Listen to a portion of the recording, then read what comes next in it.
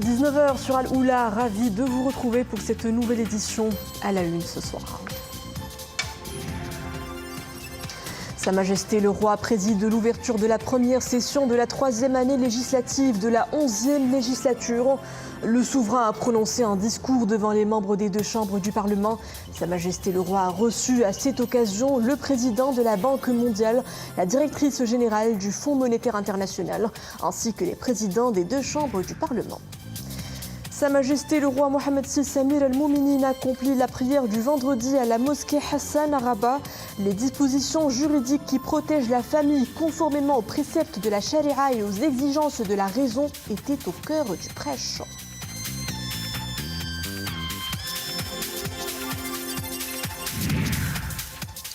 Puis nous irons à Marrakech où s'est ouverte aujourd'hui la séance plénière des assemblées annuelles du groupe de la Banque mondiale et du Fonds monétaire international. À cette occasion, Sa Majesté le Roi a adressé un message aux participants. Endettement du continent africain, changement climatique, multilatéralisme, mondialisation et conflits géopolitiques. Des thématiques parmi d'autres abordées par le souverain. On fera le point dans quelques minutes. Bonsoir, Sa Majesté le Roi Mohammed VI, accompagné de son Altesse Royale le Prince héritier Moulay Hassan et de son Altesse Royale le Prince Moulay Rachid, a présidé cet après-midi à Rabat l'ouverture de la première session de la 3e année législative de la 11e législature. À cette occasion, Sa Majesté le Roi Mohammed VI a adressé un discours au Parlement. Le souverain a notamment relevé dans son discours les valeurs de patriotisme et l'esprit de solidarité et d'entraide manifestés par les Marocains au lendemain du séisme qui a secoué notre pays. Sa Majesté le Roi a également mis en avant les valeurs religieuses et spirituelles, la notion de commanderie des croyants et l'islam du juste milieu qui prône la modération et l'ouverture sur l'autre, la tolérance et la coexistence interreligieuse et intercivilisationnelle, des valeurs nationales qui forment le socle de la nation. Le souverain a également annoncé l'opérationnalisation en fin d'année du programme d'aide sociale directe en identifiant les franges concernées de la société ainsi que les finalités qui lui sont assignées. Les développements de l'activité royale avec Iman Ablou.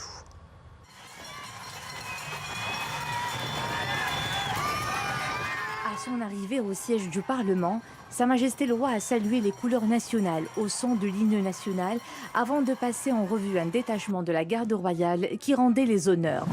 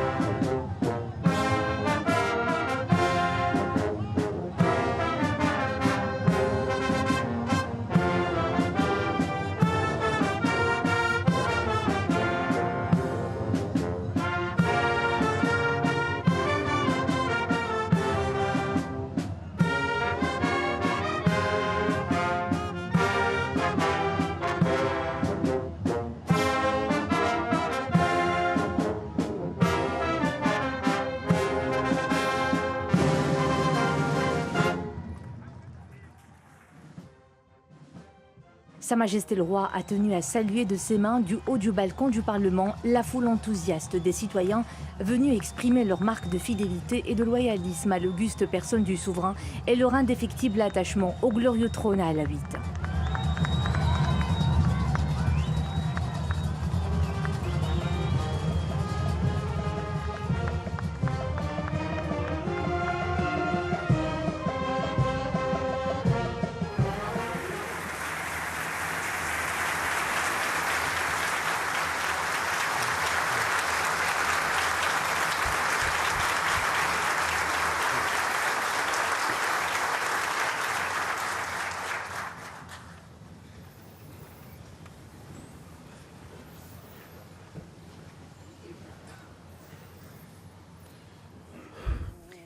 Après lecture de versets du Saint-Coran, Sa Majesté le Roi a prononcé un discours devant les membres des deux chambres du Parlement, en présence du président de la Banque mondiale, Ajay Banga, et de la directrice générale du Fonds monétaire international, Kristalina Georgieva, qui prennent part aux assemblées annuelles de la Banque mondiale et du FMI, organisées du 9 au 15 octobre à Marrakech.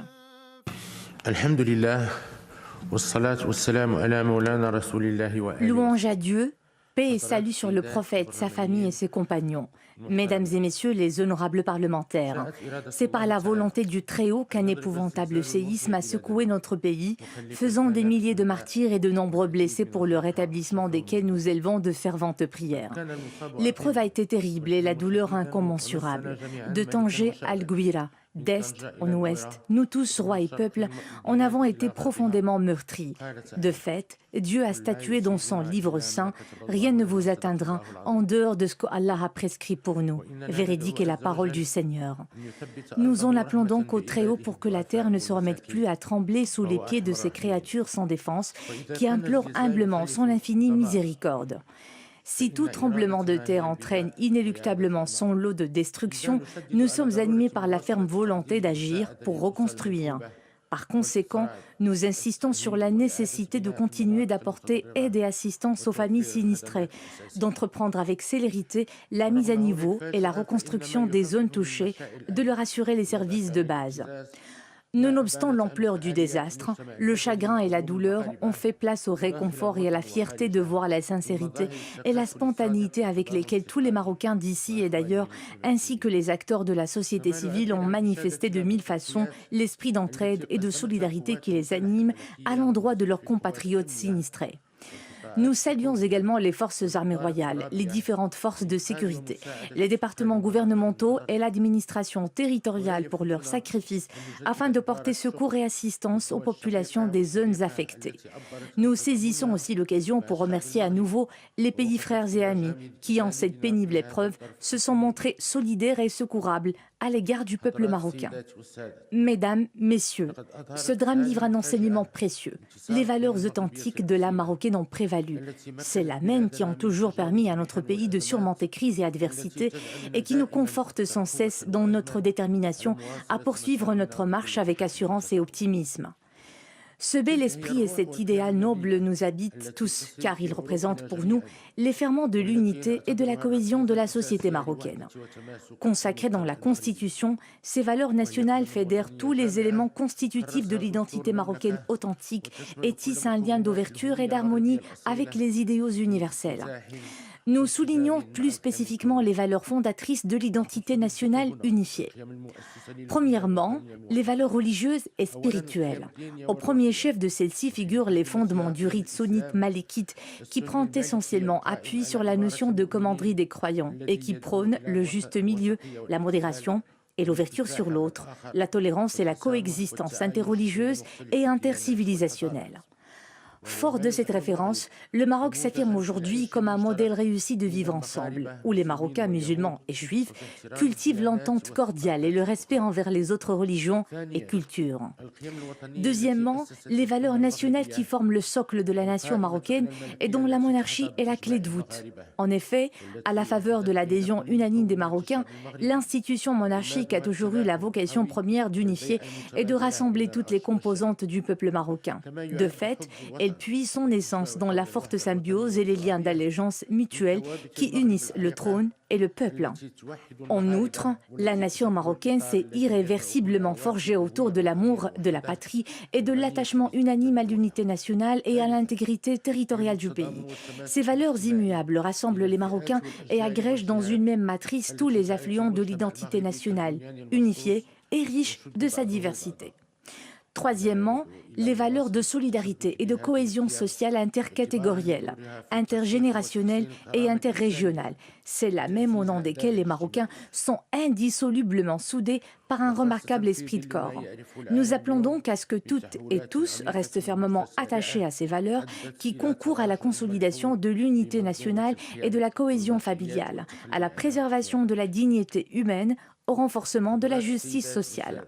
Nous y tenons d'autant plus fortement que le monde subit aujourd'hui des mutations profondes et accélérées, ayant conduit à un repli significatif des systèmes de valeurs et des référentiels, et parfois même à leur abandon pur et simple. Mesdames, Messieurs, la lettre que nous avons adressée au chef du gouvernement pour engager la révision du Code de la famille, la Moudawana, s'inspire de ces valeurs nationales qui inscrivent la famille et les liens familiaux dans la sphère du sacré. La famille étant la cellule de base de la société selon les termes de la Constitution. Nous veillons toujours à réunir les conditions favorables pour en fortifier la cohésion. En effet, une société saine s'érige sur le socle d'une famille saine et équilibrée. Corrélativement, si la famille se désagrège, la société perd inévitablement la boussole. Voilà pourquoi nous avons toujours tenu à sanctuariser la famille, en mettant en chantier de grands projets et des réformes majeures en sa faveur. Citons notamment le chantier de généralisation de la protection sociale, qui constitue pour nous un pilier essentiel de notre modèle sociétal et de développement. Par ailleurs, avec l'aide de Dieu, nous procéderons en fin d'année à l'opérationnalisation du programme d'aide sociale directe. Concrétisant les valeurs de solidarité sociale que les Marocains portent dans leur ADN, nous avons décidé de ne pas limiter ce dispositif aux seules allocations familiales, en veillant à en faire bénéficier également certaines franges nécessiteuses de la société. Ce programme de soutien est destiné aux enfants en âge de scolarité, aux enfants en situation de handicap et aux nouveau-nés. En outre, il est dédié aux familles pauvres et en situation de précarité, sans enfants en âge de scolarité, plus particulièrement aux ménages ayant à charge des personnes âgées. Grâce à son impact direct sur les familles ciblées, ce programme permettra de rehausser leur niveau de vie, de combattre la pauvreté et la précarité et, in fine, d'améliorer les indicateurs de développement social et humain. De fait, la société devient plus productive et plus entreprenante lorsqu'elle est plus solidaire et mieux protégée face aux urgences et aux fluctuations conjoncturelles. À cet égard, nous avons orienté le gouvernement pour que ce programme soit mis en œuvre selon une vision globale et conformément aux dispositions de la loi cadre relative à la protection sociale approuvée par le Parlement. Son opérationnalisation doit se faire graduellement en tenant compte de l'évolution des crédits alloués et en fixant le niveau optimal de couverture, les montants des transferts financiers ainsi que les modalités de leur gestion. La mise en œuvre de ce programme doit être un modèle de réussite et devra de ce fait être adossé au système de ciblage du registre social unifié et tirer pleinement profit de l'efficacité des nouvelles technologies. Dans ce cadre, nous insistons sur le strict respect des principes de solidarité, de transparence et d'équité dans l'attribution de l'aide, notamment au profit de celles et de ceux qui le méritent. En outre, nous appelons le gouvernement à donner la priorité à la rationalisation des programmes d'aide sociale existants et à la garantie de leur efficacité, ainsi qu'à la pérennisation des ressources de financement. Nous insistons également pour que soit assurée une bonne gouvernance de ce projet, abordé dans toutes ses dimensions. Pour cela, il convient de mettre en place un mécanisme ad hoc de suivi et d'évaluation, afin que lui soient garanties les meilleures conditions d'évolution et d'ajustement continu. Ainsi que vous le savez, mesdames, messieurs, le Parlement a un rôle à jouer dans la diffusion et la concrétisation de ces valeurs ancestrales et dans la réalisation des projets et des réformes d'envergure. Pour cela, vous devez rester constamment vigilants et mobilisés afin de défendre les causes de la nation et ses intérêts supérieurs. Pour conclure, il n'y a rien de mieux qu'un verset du Saint-Coran où Dieu décrète « Et ils diront, louange à Allah qui a écarté de nous l'affliction. Notre Seigneur est certes généreux dans le pardon et reconnaissant, véridique est la parole de Dieu. » ورحمة الله تعالى وبركاته.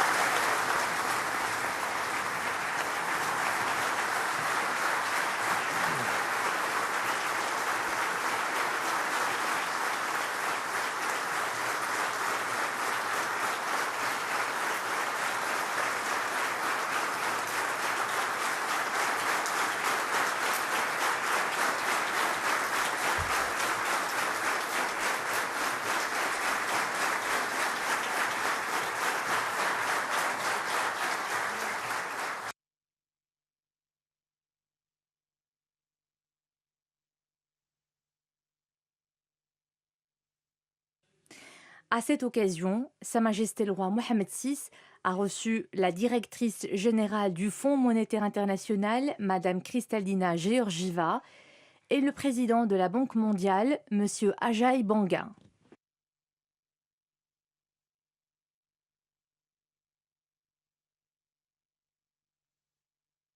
Par la suite, Sa Majesté le Roi, accompagné de Son Altesse Royale le Prince héritier Moulay Hassan et de Son Altesse Royale le Prince Moulay Rachid, a reçu Rachid Talb el-Alami, qui a présenté au souverain le bilan des travaux de la Chambre des représentants au titre de l'année législative 2022-2023, ainsi que d'autres publications de la Chambre. Sa Majesté le Roi a également reçu M. Naam Miyara, qui a présenté au souverain plusieurs publications portant sur le bilan des travaux de la Chambre des conseillers au titre de l'année législative 2022-2023.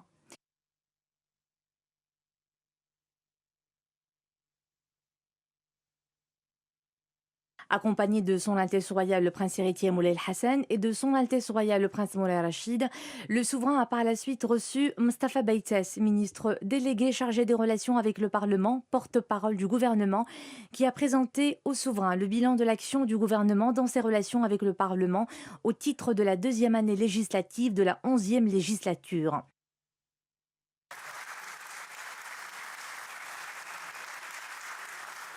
Sa Majesté le Roi a ensuite présidé une réception organisée en l'honneur des membres des chambres des représentants et des conseillers à l'occasion de l'ouverture de la première session de la 3e année législative de la 11e législature.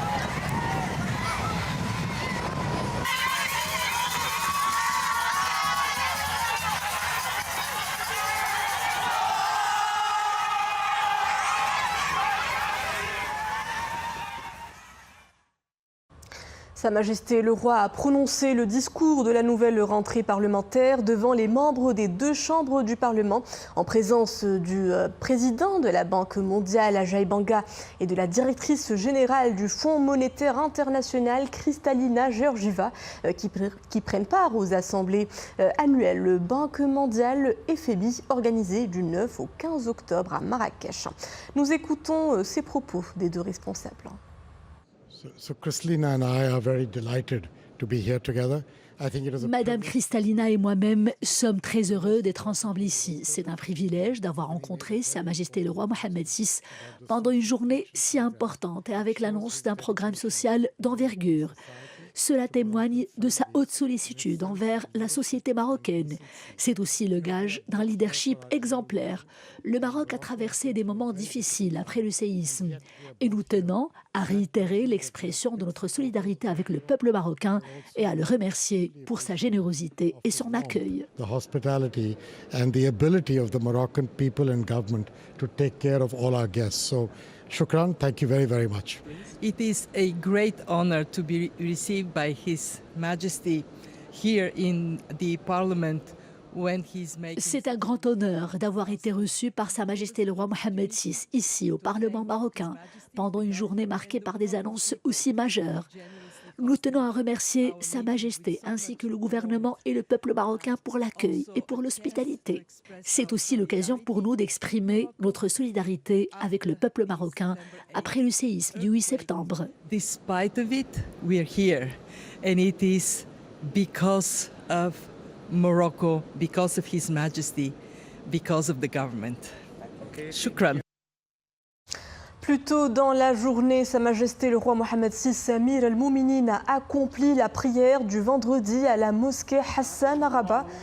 Au début de son prêche, l'imam a souligné que l'une des plus grandes bénédictions que Dieu a accordées à la nation marocaine est la protection de la religion à travers les efforts d'Amir al-Mouminin qui perpétue la tradition du prophète Sidna Mohammed, paix et salut soit sur lui, en veillant à la préservation de la religion et à la question de à la gestion de la chose publique. Parmi les facettes de cette protection, a-t-il poursuivi, figure la révision à l'initiative d'Amir al-Mouminin des dispositions juridiques qui protègent la famille en tant que noyau de la société, conformément aux préceptes de la charia et aux exigences de la raison. L'imam a rappelé l'intérêt qu'Amir al-Mouminin n'a cessé d'accorder depuis près de 2 décennies à cette réforme avec l'adoption de la version actuelle du Code de la famille, précisant que l'objectif consiste aujourd'hui à confier aux parties gouvernementales, judiciaires et juridiques la mission d'engager un dialogue pour réviser ce texte pour permettre à la famille d'assurer pleinement son rôle, à la femme de jouir de ses pleins droits et à l'enfant d'être à l'abri de toute précarité. Direction Marrakech où s'est ouverte ce vendredi la séance plénière des assemblées annuelles du groupe de la Banque mondiale et du Fonds monétaire international. Sa Majesté le roi a adressé à cette occasion un message aux participants. Le souverain y a notamment affirmé que les évolutions économiques, sociales et politiques de ces dernières années appellent à une réforme des institutions et des règles régissant le multilatéralisme. Sa Majesté le roi a également assuré qu'en tant que pays africain, le Maroc souhaite vivement que le continent puisse trouver sa place dans les autres instances internationales, dans un contexte mondial secoué par les conflits géopolitiques. Un message royal dont lecture a été donnée par le conseiller de Sa Majesté le roi, M. Omar Kbaj. Les grandes lignes du message royal, Nisrina Ozdar et Iman Abou. Alhamdulillah. والصلاة والسلام على مولانا رسول الله وآله وصحبه أصحاب المعالي والسعادة. Sa Majesté le roi Mohammed VI a affirmé que Marrakech est non seulement une destination touristique mondiale, mais également un lieu privilégié pour l'organisation de manifestations internationales d'envergure, notamment le sommet du GATT en 1994, qui a vu la naissance de l'Organisation mondiale du commerce et la COP 2022. Nul doute qu'il en sera de même pour ces assemblées annuelles de la Banque mondiale et du Fonds monétaire international, affirme le souverain. Sa Majesté le roi a mis l'accent sur les attentes nourries à l'égard de ces assemblées annuelles. Des attentes élevées au regard du contexte mondial exceptionnel et des défis géopolitiques, économiques et environnementaux auxquels le monde est confronté depuis quelques années. Le souverain a aussi rappelé que notre planète fait face à des changements climatiques que les données ne cessent de confirmer comme une nouvelle réalité. Aujourd'hui, précise Sa Majesté le roi, la fragmentation géoéconomique et la montée du souverainisme compromettent les avancées notables que le multilatéralisme avait permis de réaliser au cours des dernières décennies. Le message royal aborde également les évolutions économiques, sociales et politiques de ces dernières années qui appellent à une réforme des institutions et des règles régissant le multilatéralisme. Pour Sa Majesté le roi, les principes de base de ce dernier doivent être consolidés et l'esprit qui l'anime ravivé. بات يشكل تهديدا للتقدم الكبير الذي تم إحرازه خلال العقود الأخيرة في ظل تعددية الأطراف. Sur un autre registre, Sa Majesté le roi a rappelé qu'en tant que pays africain, le Maroc souhaite vivement que le continent, dont la voix est désormais audible au sein du groupe des 20 à travers l'Union africaine, puisse trouver la place qui lui revient dans les autres instances internationales et ainsi mettre en œuvre ses agendas économiques et sociaux. Les pays du continent sont parmi ceux qui sont le plus touchés par le changement climatique, rappelle le souverain. alors que leurs contributions aux activités à l'origine du réchauffement de la planète sont parmi les plus faibles. Les règles et les cadres régissant le traitement de la problématique de l'endettement devraient donc être réajustés afin que soient prises en compte les contraintes que rencontrent les pays à faible revenu, les plus endettés pour faire face au changement climatique. L'Afrique, qui abritera en 2050 le quart de la population mondiale, se doit de bénéficier aujourd'hui des conditions qui lui permettront de renforcer ses marges de manœuvre, de mettre à profit son potentiel pour mieux répondre aux besoins de sa population dans un monde de plus en plus incertain et marqué par des changements profonds de paradigme. Enfin, Sa Majesté le Roi a considéré l'accueil de ces assemblées par le Maroc comme l'aboutissement d'un partenariat de longue date bâti avec les institutions de Bretton Woods. Un partenariat qui témoigne de la confiance dans la solidité du cadre institutionnel et des infrastructures du Maroc, ainsi que de son engagement à contribuer au raffermissement des relations internationales. والسلام عليكم ورحمة الله تعالى وبركاته. محمد السادس ملك المغرب. الله يبارك على سيدي.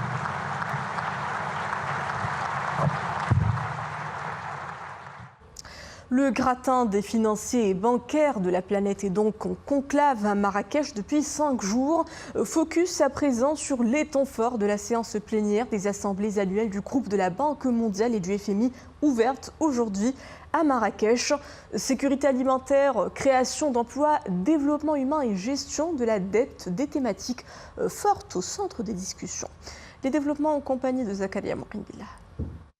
Les réalités et les défis économiques mondiaux au cœur des préoccupations de la séance plénière des assemblées annuelles de la Banque mondiale et du FMI. Pour cet événement important, les intervenants ont dressé un tableau des perspectives économiques pour les années à venir et proposé des solutions pour accélérer la croissance. Tous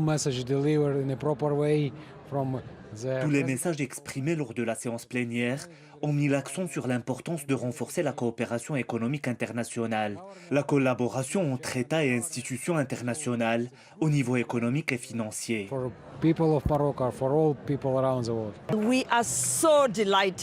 Nous sommes très heureux par l'organisation des assemblées à Marrakech. Le Maroc a fourni beaucoup d'efforts pour réussir cet événement.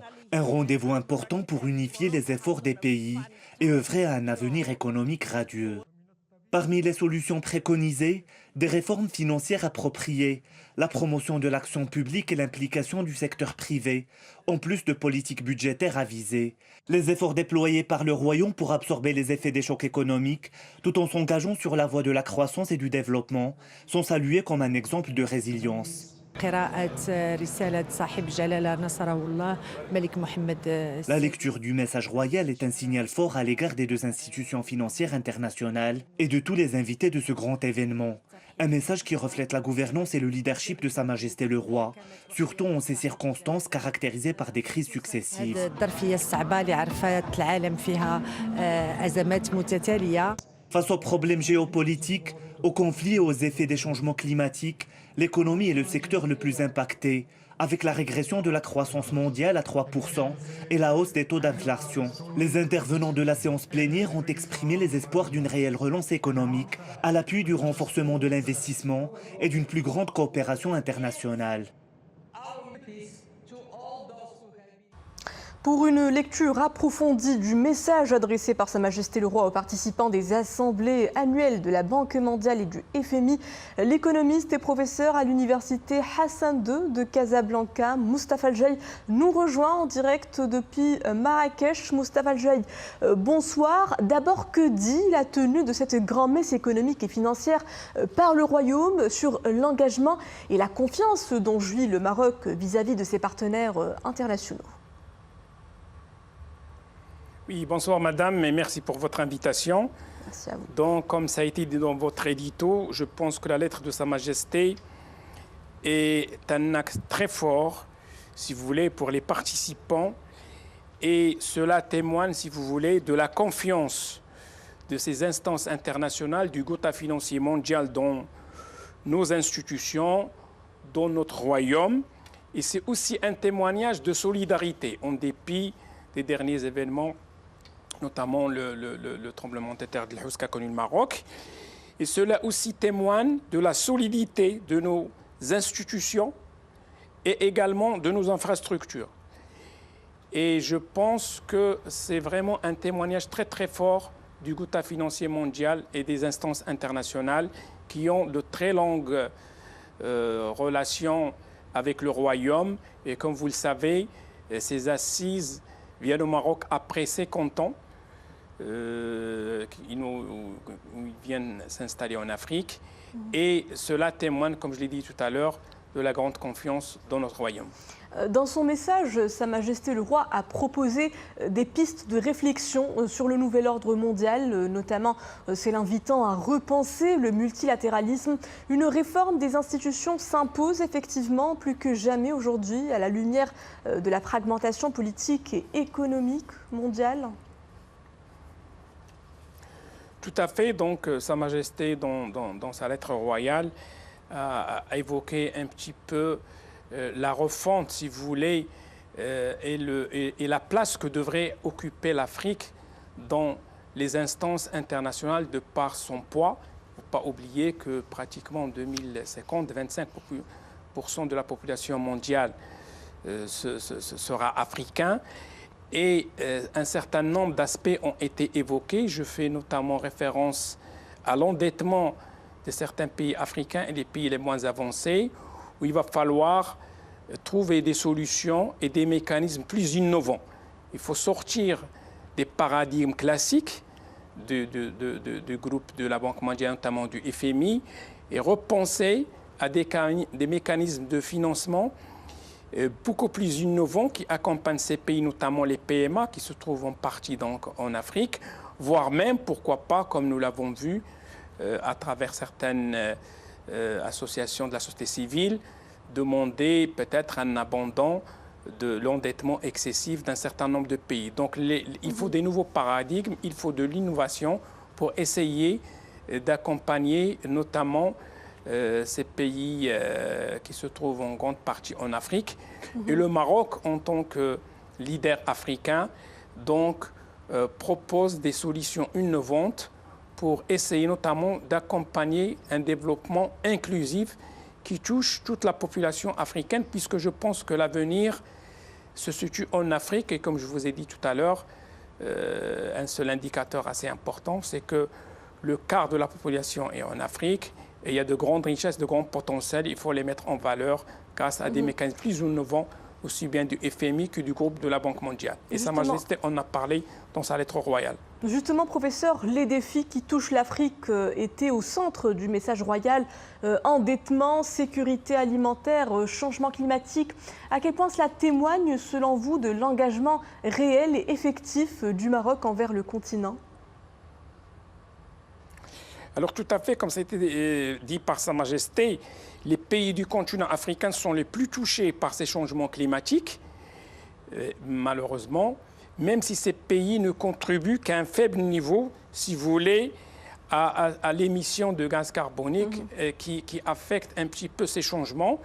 Et il va falloir, à mon avis, encore une fois, trouver des mécanismes dans tout ce qui est en train de se mettre en place dans l'émission, ou ce qu'on appelle donc les nouvelles formules émissions carbone, pour essayer de ne pas pénaliser ces pays africains.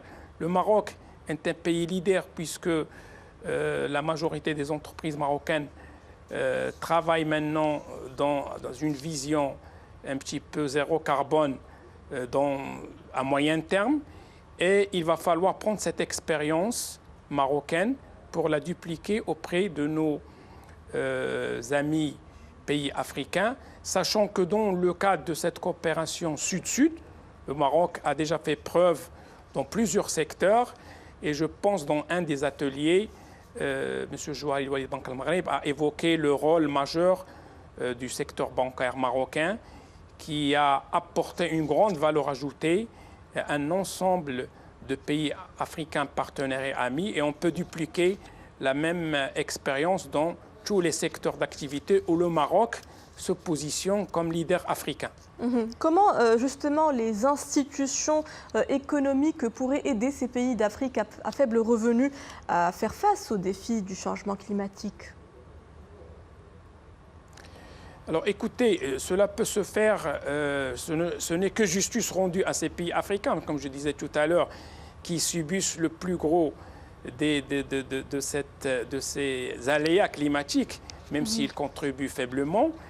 Et on pourrait imaginer des mécanismes de financement des investissements dans tout ce qui, comme ce que fait le Maroc, dans toute la transition énergétique, dans les énergies renouvelables, et essayer de sortir à terme, si vous voulez, de tout ce qui est énergie fossile qui sont émettrices de grandes quantités, notamment de gaz carbonique, qui perturbent un petit peu le système écologique. Et en investissant dans ces pays, nous avons beaucoup de potentiel.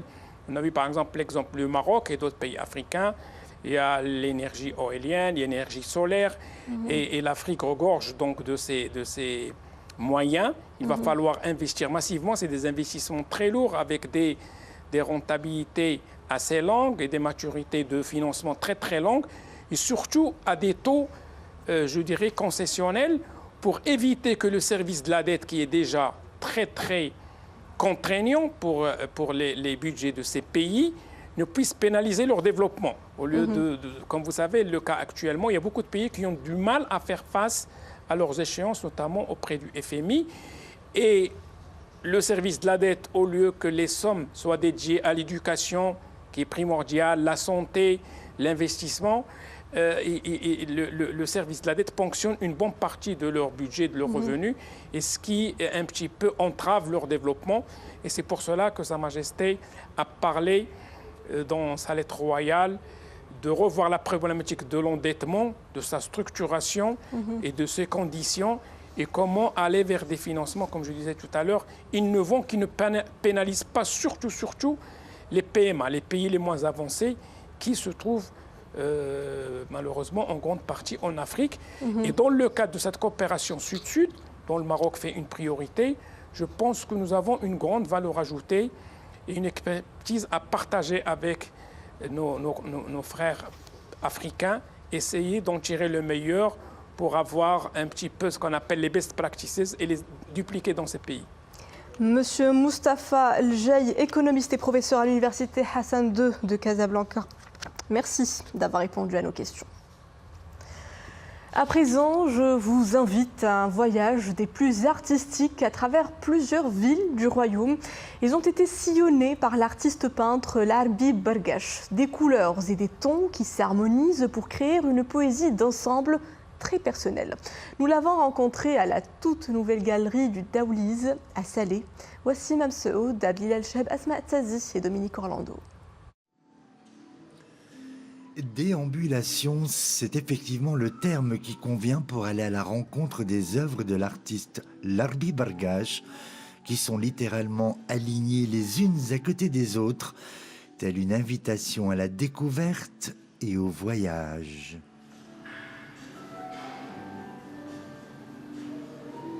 Depuis que l'être humain existe, il voyage. Il a voyagé d'une façon paisible, à la recherche de nourriture, il a voyagé d'une façon guerrière dans les conquêtes, il a toujours voyagé. Et il a eu ces périodes d'expression où il a voulu s'exprimer, et là il a peint. Parce que la première façon de s'exprimer, la seule façon de laisser une trace, c'est à travers quand on raconte son vécu. Et c'est ce qu'a fait l'être humain. À cela s'ajoute dans le cas de M. Bargash une poésie, voire une poétique certaine. Ces tableaux respirent comme une forme d'apaisement, de calme et d'équilibre.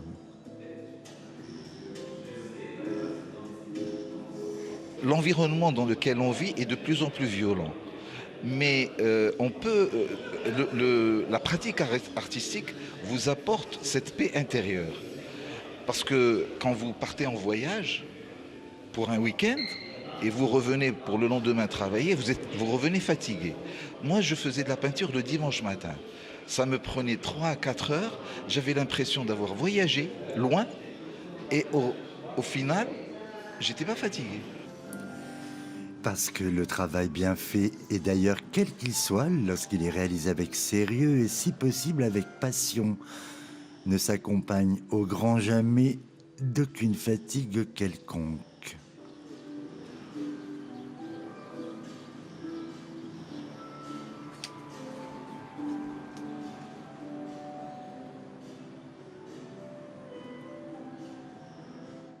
Et c'est sur ces belles toiles artistiques que nous refermons ce journal. Merci à vous de l'avoir suivi.